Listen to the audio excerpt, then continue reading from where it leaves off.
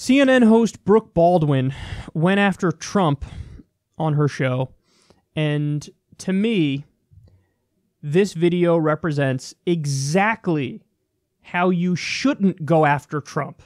Now, let me be clear. If you listen to the show for a long time, you know it very well.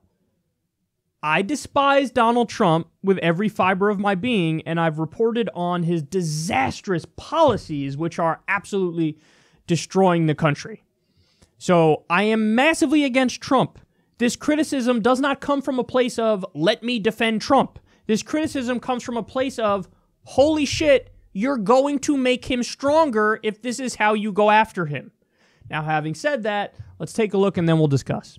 And now, let me just take a minute, because I want to underscore, no matter how you feel about Omarosa, mark the date, August 14th, 2018, the President of the United States, the leader of the free world, the planet's most powerful person, is calling an African-American woman a dog. Unfortunately, it is something that America has heard before. You've called women you don't like fat pigs, dogs, slobs, and disgusting animals. Your Twitter account... Only Rosie O'Donnell. No, it wasn't.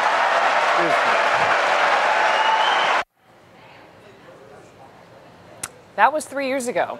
Today, 20 months after being elected president, he is calling a woman a dog. At a time when we teach our children not to bully, to be respectful, the president is anything but. I mean, his own wife kicked off a campaign urging kids to be best, to keep it positive on social media. Listen to all the juvenile and hateful names he has called people since taking oath. We made a list. Loser, fraud, dumb, dumbest, dumb as a rock, crazy, flunky, low IQ, Pocahontas, fat, unhinged, lowlife, deranged, wacky. I'm just going to stop there because this is depressing. These are all words used by the president to describe people in public, on Twitter. And if you think someone is crazed and a lying lowlife, don't just brag that someone else fired her. Own up, Mr. President. You hired her, knowing all of this. You gave her a top job, access, and a platform that you are using to once again lower the bar on civility. And I have said it in the past, and I will say it again, words matter. Thank you, CNN host, aka country's second grade teacher. We really appreciate that incredibly smug lecture. You want to go sniff your own farts now? Will that make you feel good? Because you're this close to just doing that right on air. God damn it, man. Okay, so that was incredibly self-righteous, self-important, smug virtue signaling. That's how I would describe that. Now, there are three reasons why this is a terrible idea. First of all, exactly what she just did there feeds into Donald Trump's aura as a straight shooter. Why do I say that? Well, Rand Paul made this point during the debate. He said Donald Trump is a truth teller without the truth. So he feels like a truth teller. Why? Because he's unhinged and unfiltered and he's just fucking shooting from the hip. I don't know, sad, fake news, let me tell you, unbelievable. So he uses short, punchy sentences, and he's very aggressive, and it seems like, oh, he's getting right to the point, man. This guy's the real deal. So when you read out a list of his insults, some of them very creative, by the way, you know, what low energy, who was it? Low energy Jeb, little Marco Rubio, sleepy Ben Carson. Like, yeah, he has these little nicknames for people. They're kind of creative and kind of hilarious, and it paints him as like a straight shooter. Now, the second reason is you feed into this narrative that Donald Trump has of, it's me versus the establishment. It's me versus the establishment. I'm here to stand up for the regular people in this country. The forgotten man and woman will never be forgotten at all. Now, will never be forgotten anymore, or whatever the fuck he said.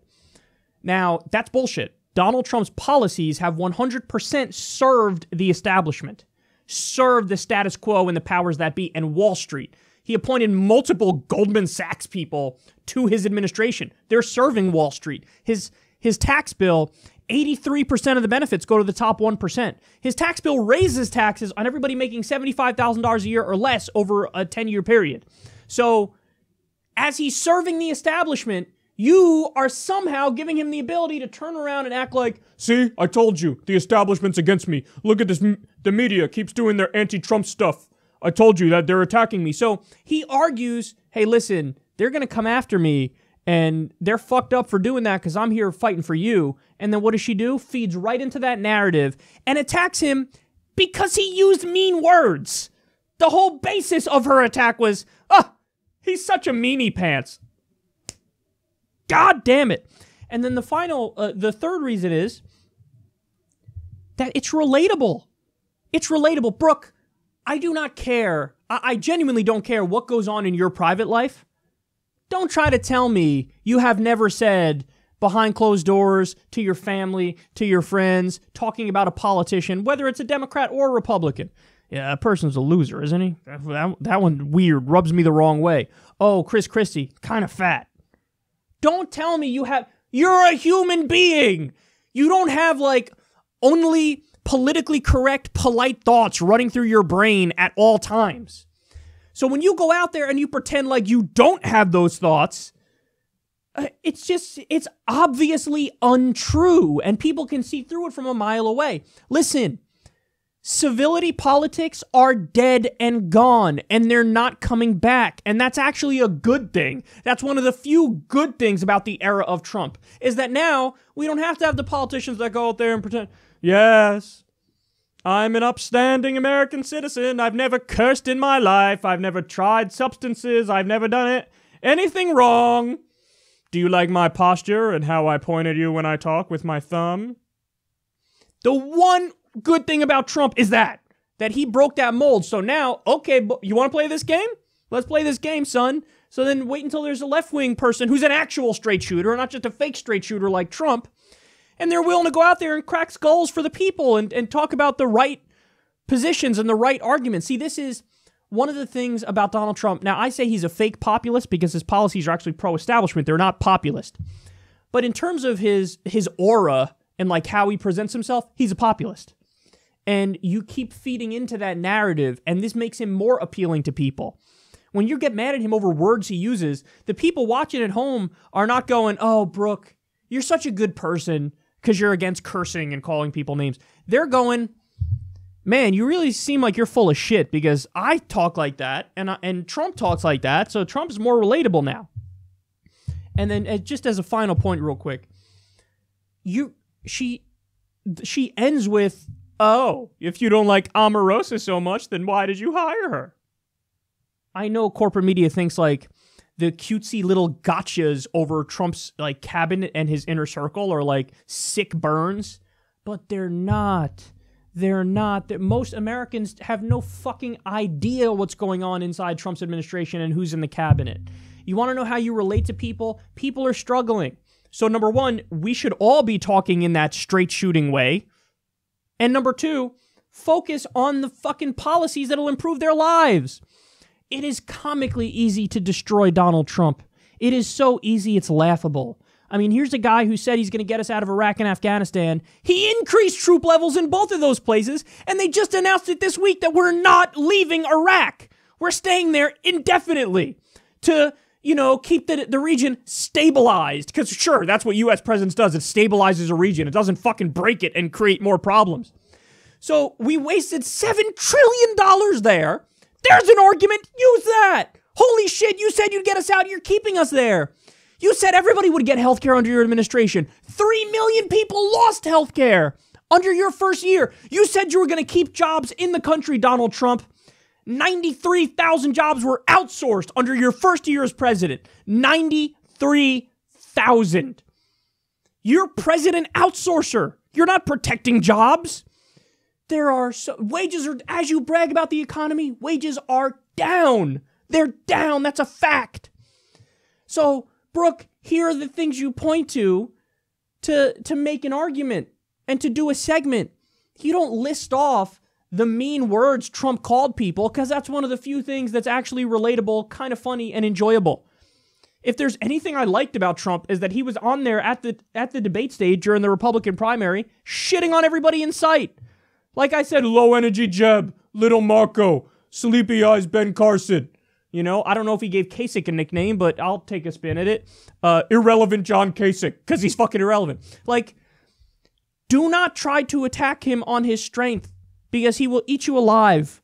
And what you're doing is you are attacking him on his strength, because you're so used to this insular elitist circle where everybody's civil to each other and they're very polite as we continue to bomb 8 different countries and the war on the middle class is in full effect and people are struggling to pay the bills. But aren't we so kind to each other as these things are happening? Oh, yes! I make a lot of money. Do you make a lot of money? Oh, yes, I make a lot of money too. Oh, yeah, me too. I make a lot of money too. This is what it comes across as. You and your little elitist establishment civility bubble, while everything burns around you, and instead of pointing at the facts about how terrible his policies are, you're obsessed with the fact that he called somebody a dog. I don't give a fuck if he called somebody a dog. I don't care at all. I give up. I've tried so hard to get people to recognize how you fight Trump. I've tried so hard. And they keep defaulting, especially in corporate media, to the worst possible anti-Trump arguments. To the point where they make people, even people who don't like him, watch their segments and go, God, you're somehow even more full of shit than he is.